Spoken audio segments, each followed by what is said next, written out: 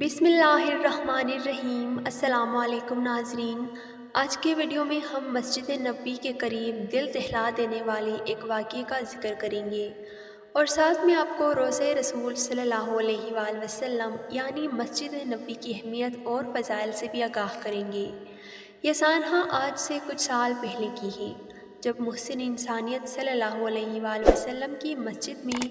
دنیا کے کونے کونے سے آئے ہوئے لاکھوں زائرین خالق کائنات کا نام لے کر 29ویں روزے کا افطار کر ہی رہے تھے کہ انسانیت کے دشمن نہ صرف قابل مذمت بلکہ قابل لعنت ایک ظالم شخص کو جب مسجد نبوی کے قریب سیکیورٹی کے افراد نے شک و شبہات کی بنا پر اسے آگے بڑھنے سے روکا تو اس ظالم شخص نے خودکش حملے سے نہ صرف اپنے آپ کو موت کے گھاٹ اتار دیا بلکہ مسجد نبوی کی حفاظت میں مصروف 4 سیکیورٹی افراد کو بھی شہید کر دیا۔ دہشت گردی کے بڑے بڑے واقعات دنیا میں رونما ہوتے ہیں، لیکن اس واقعے نے دنیا کے مسلمانوں کے دلوں کی دھڑکنوں کو اس طرح تیز کر دیا کہ دنیا کے چھپے چھپے میں مسلمانوں کی زبان سے بس یہ دعا نکل رہی تھی کہ اللہ تعالیٰ سب سے افضل اعلیٰ بشر اور قیامت تک آنے والے انسانوں کے پیغمبر کی مسجد جہاں آپ صلی اللہ علیہ وآلہ وسلم مدفون ہیں کو تمام شر سے محفوظ فرمائے۔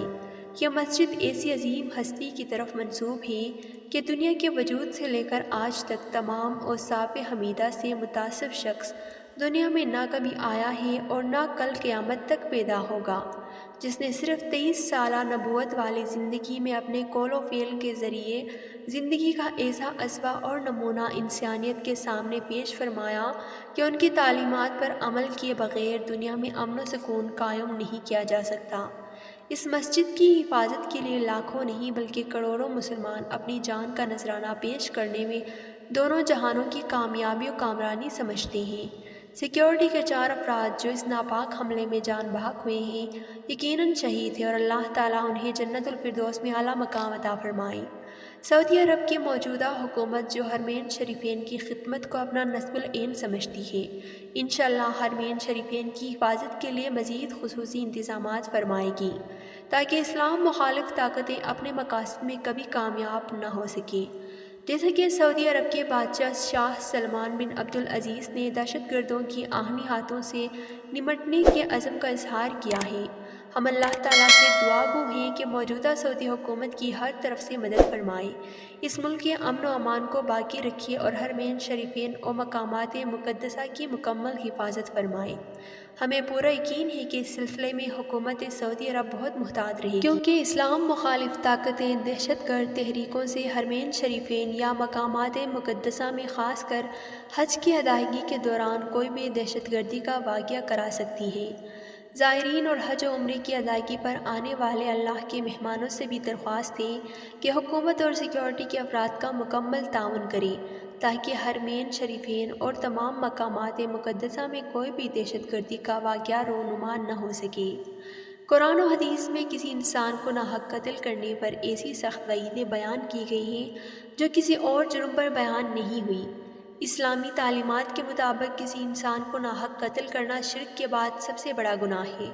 بلکہ بعض علماء نے سورہ نساء کی روشنی میں فرمایا ہے کہ کسی مسلمان کو ناحق قتل کرنے والا ملت اسلامیہ سے ہی نکل جاتا ہے،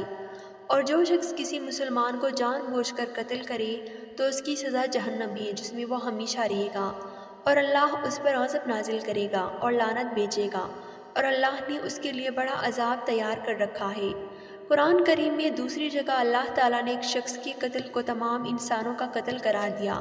اسی وجہ سے بنی اسرائیل کو یہ فرمان لکھ دیا تھا کہ جو کوئی کسی کو قتل کرے جبکہ یہ قتل نہ کسی اور جان کا بدلہ لینے کے لیے ہو اور نہ کسی کے زمین میں فساد پھیلانے کی وجہ سے ہو تو یہ ایسا ہے جیسے اس نے تمام انسانوں کو قتل کر دیا، اور جو شخص کسی کی جان بچا لے تو یہ ایسا ہے جیسے اس نے تمام انسانوں کی جان بچا لی۔ عرض یہ کہ اللہ تعالیٰ نے ایک شخص کے قتل کو پوری انسانیت کا قتل قرار دیا، کیونکہ کوئی شخص قتل ناحق کا ارتکاب اسی وقت کرتا ہے جب اس کے دل میں انسانوں کی حرمت کا احساس مٹ جائے۔ نیز اگر کسی کو ناحق قتل کرنے کا چلن عام ہو جائے تو تمام انسان غیر محفوظ ہو جائیں گے، لہٰذا قتل ناحق کا ارتکاب چاہے کسی کے خلاف کیا گیا ہو، تمام انسانوں کو یہ سمجھنا چاہیے کہ یہ جرم ہم سب کے خلاف کیا گیا ہے۔ حضور اکرم صلی اللہ علیہ وآلہ وسلم نے ارشاد فرمایا، اللہ تعالیٰ کے نزدیک ایک مسلمان شخص کے قتل سے پوری دنیا کا ناپید اور تباہ ہو جانا ہلکا واقعہ ہے۔ ان دو آیتوں اور ایک حدیث سے کسی شخص کو ناحق قتل کرنے کی سخت ترین سزا معلوم ہوئی۔ اب ذرا سوچیں کہ مسجد نبوی، جہاں تمام نبیوں کے سردار اور ساری کائنات میں سب سے افضل و اعلیٰ اور تاجدار مدینہ حضور اکرم صلی اللہ علیہ وآلہ وسلم آرام فرما رہے ہیں، کہ قریب پہنچ کر جو شخص دہشت گردی کے مذموم عمل کا ارادہ رکھتا ہو وہ کتنے بڑے جرم کا مرتکب کہلایا جائے گا۔ لہٰذا 29ویں روزے کی افطار کے وقت مسجد نبوی کے قریب ہوئے دہشت گردانہ عمل کی جتنی بھی مذمت کی جائے کم ہی کم ہے۔ رسول اللہ صلی اللہ علیہ وآلہ وسلم نے فرمایا، 3 مساجد کے علاوہ کسی دوسری مسجد کا سفر اختیار نہ کیا جائے: مسجد نبوی، مسجد حرم اور مسجد اقصیٰ۔ رسول اللہ صلی اللہ علیہ وآلہ وسلم نے ارشاد فرمایا، میری اس مسجد میں نماز کا ثواب دیگر مساجد کے مقابلے میں 1000 گنا زیادہ ہے، سوائے مسجد حرام کے۔ ابن ماجہ کی روایت میں 50,000 نمازوں کے ثواب کا ذکر ہے۔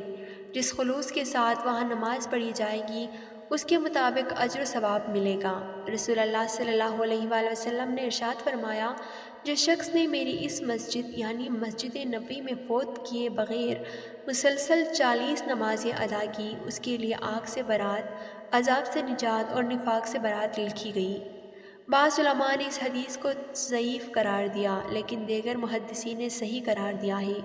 حضور اکرم صلی اللہ علیہ وآلہ وسلم نے ارشاد فرمایا، جو شخص میری قبر کے پاس کھڑے ہو کر مجھ پر درود و سلام پڑھتا ہے میں اس کو خود سنتا ہوں، اور جو کسی اور جگہ درود پڑھتا ہے تو اس کی دنیا و آخرت کی ضرورتیں پوری کی جاتی ہیں، اور میں قیامت کے دن اس کا گواہ اور اس کا سفارشی ہوں گا۔ حضور اکرم صلی اللہ علیہ وآلہ وسلم نے ارشاد فرمایا،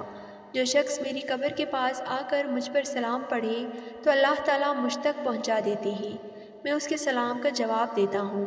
رسول اللہ صلی اللہ علیہ وآلہ وسلم نے ارشاد فرمایا، جس شخص نے میری قبر کی زیارت کی اس نے میرے لیے شفاعت واجب ہو گئی۔ حضور صلی اللہ علیہ وآلہ وسلم نے ارشاد فرمایا، جو میری زیارت کو آئے اور اس کے سوا کوئی اور نیت اس کی نہ ہو تو مجھ پر حق ہو گیا کہ میں اس کی شفاعت کروں۔ نبی اکرم صلی اللہ علیہ وآلہ وسلم نے ارشاد فرمایا، جس نے مدینہ آ کر ثواب کی نیت سے میری قبر کی زیارت کی وہ میرے پڑوس میں ہوگا اور میں قیامت کے دن اس کا سفارشی ہوں گا۔ حضور اکرم صلی اللہ علیہ وآلہ وسلم نے ارشاد فرمایا، یا اللہ میری قبر کو بت نہ بنانا۔ اللہ تعالیٰ نے ان لوگوں پر لعنت فرمائی ہے جنہوں نے انبیاء کی قبروں کو عبادت گاہ بنا لیا۔ اللہ تعالیٰ ہمیں اپنے محبوب کے گھر کی زیارت نصیب فرمائے، آمین۔